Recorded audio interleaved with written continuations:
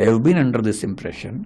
और हमेशा ध्यान रखना है, जब बेसमेंट को लेके हमें खूब आजकल नाराजगी है, ठीक है होनी चाहिए, हम एकदम सहमत हैं कि बेसमेंट सील हो जानी चाहिए, लेकिन दिल्ली की मेट्रो बेसमेंट में चलती है, अंडरग्राउंड ही चलती है, पालिका बाजार बेसमेंट में ही है, दिल्ली के लगभग हर मॉल में बेसमेंट में बहुत बड़े शॉपिंग कॉम्प्लेक्सेस हैं, वहाँ लाखों लोग शॉपिंग करते हैं वहाँ पर, क्योंकि वहाँ की जो बेसमेंट्स हैं ठीक तरीके से बनाई गई हैं। और कमर्शियल मॉल की तरफ से हमें ये बार बार आश्वासन मिला कि वो बेसमेंट उसी तरीके से बनी हुई है, और उन्होंने कहा कि हमने डीडीए में अप्लाई किया है कि हमें कमर्शियल एफएआर में इसका एनओसी मिले।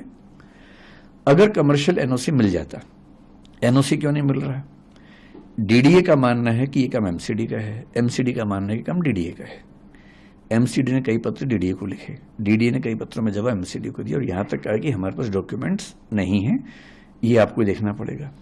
पिछली मीटिंग में हाई कोर्ट में डीडीए ने पहली बार ये कहा कि हम एमसीडी को राइट्स दे रहे हैं, और अब एमसीडी जो कल हियरिंग होने वाली, शायद उसके बाद हमें वैसे भी इशू करती, या तो परमिशन मिल जाती या वो इशू करती कि आपको ये छोड़ना पड़ेगा, तो हम छोड़ते उसको।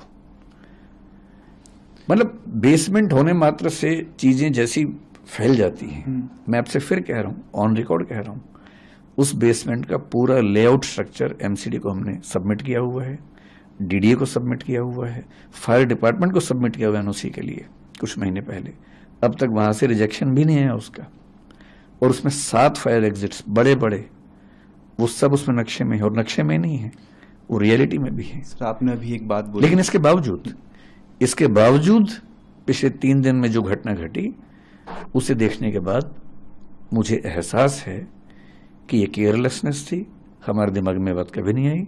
और मैं आपके चैनल पर बड़ा खुल के कह रहा हूं कि परमिशन कभी भविष्य में मिल भी गई तो भी हम बेसमेंट में काम नहीं करेंगे, मैं इसका भरोसा आपको दे रहा हूं। और मैं चाह रहा हूं पूरी दिल्ली में एक भी कोचिंग इंस्टीट्यूट बेसमेंट में ना चले, और ऊपर भी चले देता हूं। यहां पर आपको हो सकता लगे कि मैं बहुत बड़ी बात बोल रहा हूं, मैं खुल के ये बात कह रहा हूं, बिल्डिंग सेफ्टी नॉर्म्स के मामले में जितनी शिद्दत से हम कोशिश करते हैं, मुझे भरोसा है कि वैसी शिद्दत कहीं आपको नहीं मिलेगी। अगर आप चाहेंगे, मैं भी आपको अपने व्हाट्सएप में एक चीज दिखाऊंगा।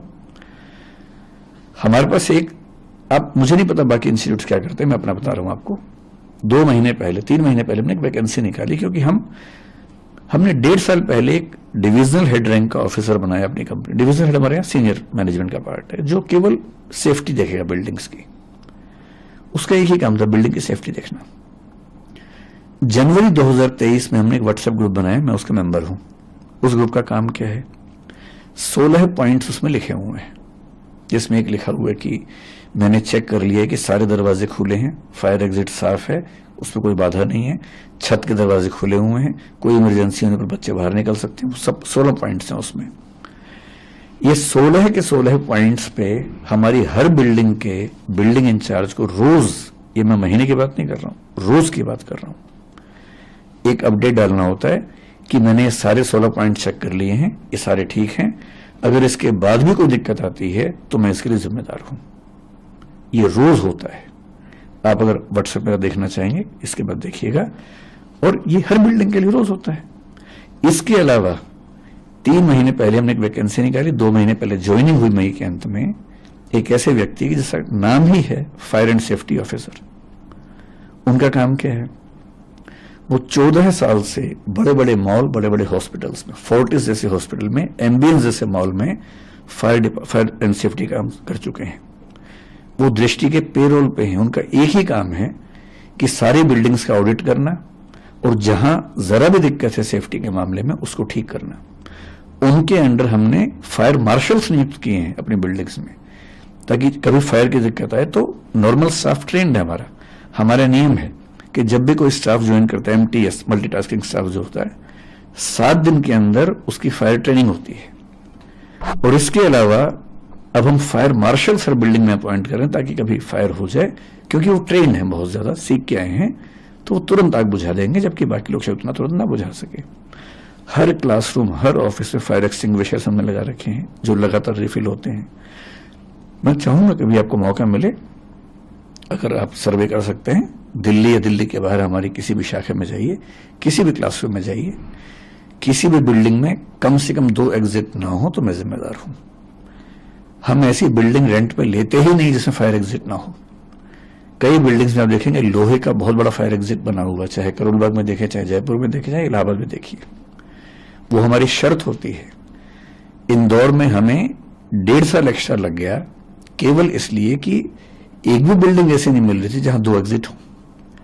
हमने एक लैंडलॉर्ड से बात करके उसकी जमीन पे, प्लॉट पे बिल्डिंग बनवाई 2 फायर एग्जिट वाली, और वहां काम शुरू किया। 2 साल लेट काम शुरू किया, सिर्फ इसलिए कि किसी भी स्थिति में किसी बच्चे या स्टाफ की जिंदगी से समझौता ना हो। हमारी नीयत ऐसी ही है। एक गलती हुई समझने में, मैं पूरे देश से, पूरे समाज से माफी मांगता हूं कि हाँ वो गलती हुई, आगे वो गलती नहीं होगी।